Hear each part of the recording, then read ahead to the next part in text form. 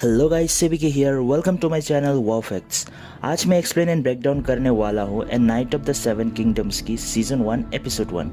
तो without wasting any more times let's get started. Episode की शुरुआत में एक फ्यूनरल दिखाया जाता है। एक लंबा सा हट्टा कट्टा जवान लड़का किसी एक बूढ़े आदमी को दफना रहा है। वो उसके मेंटर एंड पिता समान थे। वो याद करता है कि जब वो जिंदा था तब कैसे उसको फिजिकली अब्यूज करता था। फिर भी वो उससे प्रॉमिस करता है कि उसके घोड़े का अच्छा ख्याल रखेगा। फ्यूनरल के बाद वो काफ़ी देर तक वहीं पर घूमते रहता है। सोचता है कि अब आगे की ज़िंदगी कैसे शुरू किया जाए। काफ़ी सोचने समझने के बाद वो डिसाइड करता है कि एशफोर्ड मीडो की टोर्नी में जाएगा एंड खुद को एक प्रॉपर नाइट साबित करेगा। उसके बाद कुछ ऑकवर्ड सा सीन देखने को मिलता है।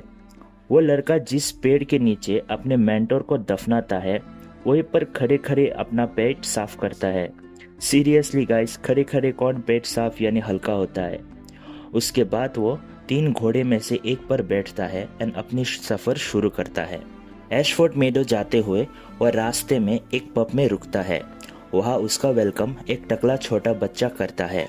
यह टकला छोटा बच्चा इस सीरीज में एक इम्पॉर्टेंट कैरेक्टर है गाइस। हैच नाइट उससे बोलता है कि जब तक वो खाना खाने अंदर जाता है घोड़ों का ध्यान रखे और उसे ओट्स भी खिला दे। पब ऑलमोस्ट खाली होता है बट पब की कीपर उससे बैठने को बोलती है और कहती है कि थोड़ी देर में खाना और ड्रिंक्स मिल जाएगा। वो कहती है कि महंगाई की वजह से सबकी ज़िंदगी मुश्किल हो गई है, फिर भी लोग टोर्नी जैसे एंटरटेनमेंट के पीछे पड़े हुए हैं, जबकि सबको पता है उससे किसी की ज़िंदगी बेहतर नहीं होती। हैच नाइट यानी सर डंकन द टॉल जब भी अपने ओपिनियन देने वाला होता है, पब में एक शराबी बंदा नींद से उठ जाता है। वो नाइट से बोलता है कि वो उससे दूर रहे क्योंकि वो उससे सपनों में डरा रहा था। फिर वो अपना बिल पे करता है और कमरे में चला जाता है। नोटिस करने वाली बात यह है गाइस, वो शराबी बंदा जो कॉइन देकर अपना बिल पे करता है वह टारगेरियन सिजल मार्क था, यानी ये शराबी बंदा कोई टारगेरियन हो सकता है। और जैसे कि मैंने पूरा सीज़न देख लिया है तो मुझे पता है ये कौन है एंड ये वाला कैरेक्टर भी इम्पोर्टेंट रहेगा आगे जाकर इस शो में। पब की कीपर कहती है कि उसके बातों को इग्नोर करे एंड सर डंकन वही करता है, चुपचाप खाना खाता है और वहाँ से निकल पड़ता है। बाहर निकलकर देखता है कि वो टकला बच्चा उसके आर्मर पहनकर उसके घोड़ों के ऊपर बैठकर नाइट बनने की नाटक कर रहा होता है। हैच नाइट उससे डांटता है और कहता है कि तमीज से बिहेव करे क्योंकि वो टकला बच्चा एक नाइट के सामने खड़े है। लेकिन वो टकला बच्चा जो कि बहुत स्मार्ट है वो उल्टा हैच नाइट के कपड़े, आर्मर और उसके एटीट्यूड के ऊपर कमेंट कर देता है। बोलता है कि ये सब उस नाइट को सूट नहीं करता जो कि अभी नाइट बना ही नहीं। फिर जब उससे पता चलता है कि हैच नाइट किसी टोर्नी में जा रहा है तो वो उससे रिक्वेस्ट करता है कि उसे भी साथ ले जाए एंड उसको अपना स्क्वायर बना ले। हैच नाइट सोचता है कि पब कीपर शायद बच्चे की माँ होगी और पूछता है कि वो अलाउ करेगी या नहीं। तब बच्चा क्लियर कर देता है कि वो उसकी माँ नहीं है और वो ऑर्फेंड है, इसलिए उसको किसी की परमिशन की ज़रूरत नहीं है एंड वो किसी भी रैंडम नाइट्स का स्क्वायर बन सकता है। फिर भी हैच नाइट उसकी ऑफर्स रिजेक्ट कर देता है। उसको घोड़ों की देखभाल करने के लिए पैसा देकर वहां से निकल पड़ता है। टोर्नी वाला जगह पर पहुंच के हैच नाइट यानी सर डंकन वहां की गेम मास्टर से मिलता है ताकि टोर्नी में अपना नाम रजिस्टर कर सके। यहीं पर हैच नाइट अपना आइडेंटिटी बताता है कि वो सर डंकन द टॉल है और वो सर अर्लिन ऑफ पेनिट्री का स्क्वायर था। और वो कहता है कि सर अर्लिन ने उसे अपने तलवार से नाइट बनाया था। गेम मास्टर मजाक उड़ाकर कहता है कि वह नाइटिंग सेरेमनी को घोड़ों और चिड़िया के अलावा किसी ने भी देखा नहीं, इसलिए सिर्फ डंकन की बात पर भरोसा करना मुश्किल है। डंक पूरी कोशिश करता है कि समझाने के लिए वो सच बोल रहा है। थोड़ी देर डंक की टांग खिंचाई करने के बाद गेम मास्टर कहता है कि उसे पर्सनली कोई फर्क नहीं पड़ता कि डंक प्रॉपर नाइट है भी या नहीं। उसके हिसाब से डंक को टोर्नी में एंटर लेना चाहिए। वो या तो नाम कमा लेगा या फिर टोर्नी में मारा जाएगा। प्रॉब्लम यह है कि लॉर्ड एशफोर्ड ऐसे अनस्टेबल नाइट्स को बिल्कुल पसंद नहीं करता। वो सिर्फ उन्हीं लोगों को अलाउ करता है जो सच में नाइट्स या फिर कोई प्रिंस है। ये सब सुनकर डंक काफ़ी मायूस हो जाता है और वहाँ से निकलने लगता है, लेकिन लगता है कि गेम मास्टर उसकी सिचुएशन थोड़ा समझ गया है। इसलिए वो लास्ट मोमेंट पर डंक से पूछता है कि क्या टोनी में कोई ऐसा है जो सर आर्लिन को नाम से पहचानता है। डंक बताता है कि उसने टोनी में एक टेंट पर हाउस डेंडेरियन का बैनर देखा था। उससे याद है कि सर आर्लिन ने काफ़ी साल पहले डोर्न में सर मैनफ्रीड की डेथ के अंदर सर्व किया था, इसलिए मैनफ्रीड को सर आर्लिन का नाम ज़रूर याद होगा। गेम मास्टर क्लियरली बोल देता है कि अगर अगले 24 घंटे के अंदर मैनफ्रीड डंक की फेवर में बाउच कर देता है तो डंक को टोनी में एंट्री मिल जाएगा। गेम मास्टर डंक के हालात देखकर एक रियलिटी बोल देता है कि अगर डंक किसी तरह टोनी में एंटर कर भी ले और फिर हार जाए तो उससे सब कुछ गंवाना पड़ेगा। डंक अपने स्किल्स पर थोड़ा बहुत डाउट करने लगता है, फिर भी गेम मास्टर को यकीन दिलाता है कि बात वहां तक पहुंचेगा ही नहीं। मैदान में इधर उधर ढूंढने के बाद फाइनली हाउस डेंडेरियन की टेंट तक पहुंच जाता है, लेकिन वहां पर कुछ प्रोटोल्स टाइप लड़कियां बोलता है कि मैनफ्रीड अभी सो रहा है। डंक पूछता है वो कब मिलेगा, तो वो लड़कियां बोलते हैं कि शाम तक ट्राई करना। इसके बाद डंक अपने घोड़े से बात करता है ट्रू नाइट का मतलब क्या होता है। तब डंक की मुलाकात स्टीफन फोसफे और रेमन फोसफे से होता है। दोनों काफ़ी एग्रेसिव तरीके से फाइट्स की प्रैक्टिस कर रहा होता है। स्टीफन बड़ी आसानी से रेमन को हरा देता है। जीतने के बाद स्टीफन डंक को भी फाइट के लिए इनवाइट करता है, लेकिन डंक मना कर देता है और उन लोगों से दूर चला जाता है। उसका मानना है कि ऐसी फाइट जीतने से या हारने से कोई मतलब नहीं जो टूर्नामेंट का हिस्सा ही ना हो। डंक के पास कोई टेंट नहीं होता तो वो पास की नदी पर जाता है, नहाता है और थोड़ा अच्छे से रेडी हो जाता है ताकि मैनफ्रीड से मिल सके। शाम को वो फिर से हाउस डेंडेरियन की कैंप में जाता है, लेकिन ब्रोथल टाइप की लड़कियां फिर से बताती है कि मैनफ्रीड अभी भी सो रहा है। डंक उन्हें अपनी मजबूरी समझाने की कोशिश करता है, बट लड़कियां उन्हें एडवाइस देती है किसी और की टूर्नामेंट में अपनी बॉडी रिस्क में डालने से अच्छा है कि अपना ख्याल रखे।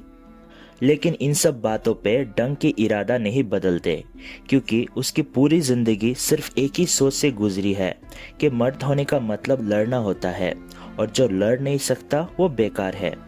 उसके बाद वो एक स्टेज शो देखने को चला जाता है। वहीं पर डंक की मुलाकात दोबारा रेमंड से होता है। रेमंड बोलता है कि डंक स्टीफन से फाइट न करना सही डिसीजन था, क्योंकि स्टीफन टूर्नामेंट से पहले ही लोगों को जख्मी कर देता है ताकि कंपटीशन कम हो जाए। डंक हैरान हो जाता है कि रेमंड इतनी पिटाई के बाद भी ठीक से कैसे घूम रहा है। रेमंड मजाक में कहता है कि पिटना उसके खून में है। फिर भी रेमंड टूर्नामेंट में पार्टिसिपेट नहीं कर पाएगा क्योंकि वो एक स्क्वायर है। डंक का मानना है कि उससे लड़ने का मौका मिलना चाहिए क्योंकि वो एक वॉरियर है।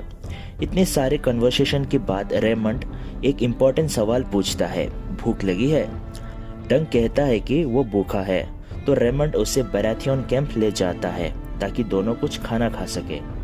बैराथियन कैंप पहुंचते ही डंक की मुलाकात होता है लायोनेल बैराथियन से, जिसका निकनेम है the laughing storm. Lionel tent में सभी को अनाउंस कर देता है कि जो भी मुझे टूर्नामेंट में हराएगा उससे 100 गोल्ड कॉइन्स मिलेंगे। इस अनाउंसमेंट से सभी क्राउड एकदम एक्साइटेड हो जाता है। म्यूजिक बजने लगता है एंड मौज मस्ती शुरू हो जाता है।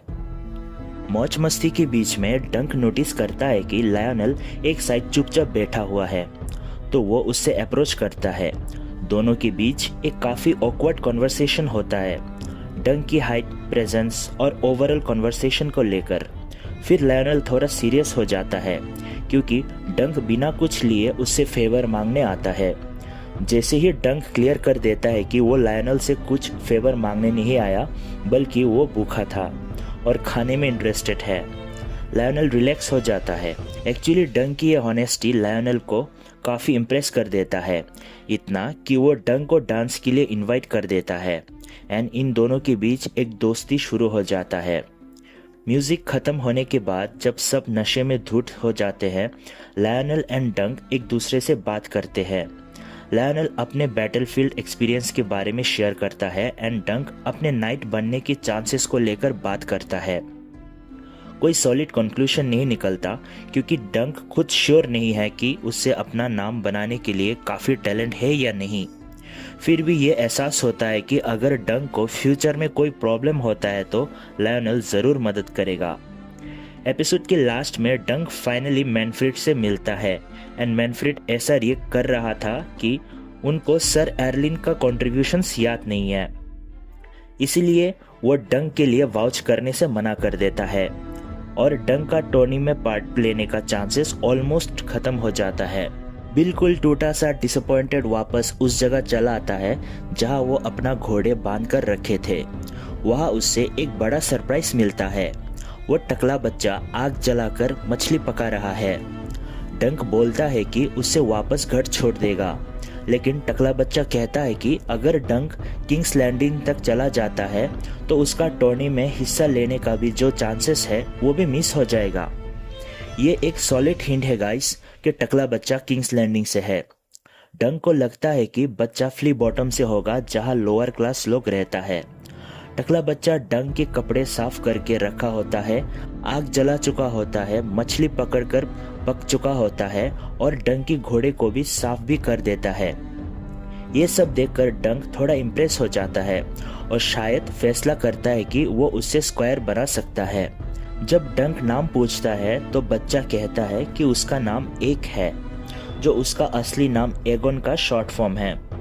आप लोगों ने नोटिस किए होंगे कि गेम ऑफ थ्रोन्स में भी एक का नाम जिक्र किया जाता है, कैसल ब्लैक में मेस्टर एमन द्वारा, जो कि एक का ही भाई है, यानी ये टकला सा बच्चा एगोन टारगेरियन है। डंक एक को अपना स्क्वायर एक्सेप्ट करेगा अगर उसे टॉर्नी में पार्टिसिपेट करने को मिलेगा तो। रात को सोने से पहले दोनों एक फॉलिंग स्टार देखते हैं, जो एक लक का साइन माना जाता है। अब ये लक सच में काम करेगा या नहीं, यह तब पता चलेगा जब डंक और एक दोबारा टॉर्नी ग्राउंड में जाकर किसी लॉर्ड या नाइट से डंक के लिए वाउच करवाने की कोशिश करेंगे। अगर वो फेल भी हो गए तो दोनों को फिर से और रास्ता पकड़ना पड़ेगा। मुझे तो अब तक ऐसा लग रहा था कि अगर कोई रास्ता नहीं मिलेगा तो आखिर में एक अपना टारगेरियन सिजिल बैनर दिखाकर डंक को टूर्नामेंट में पार्टिसिपेट करवाएगा। फिलहाल के लिए गाइस ये एपिसोड यहीं पर ख़त्म हो जाता है। आप लोगों को ये एपिसोड कैसा लगा do let me know in the comment section. मिलते हैं नेक्स्ट वीडियो में एपिसोड 2 की ब्रेकडाउन को लेकर। तब तक के लिए stay tune, make sure drop a like in this video, do subscribe this channel for more and thank you so much for watching.